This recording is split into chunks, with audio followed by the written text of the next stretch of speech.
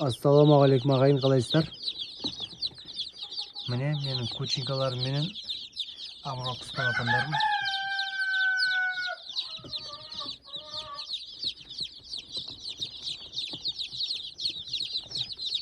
Амурокстың 10 шақтысын қалды, қалған егелері бар.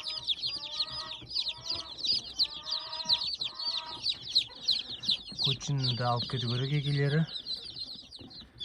Кучиндар да сатылып кеткен. Ата менде тұр. Кішкене егелері келе алмайдыр. Міне. Балапандар жемдерін жеп. Осы тұр. Міне ағайын, осы балапандар бойынша шаруашылықтарымыз дамысын. Тек қана алға ағайын.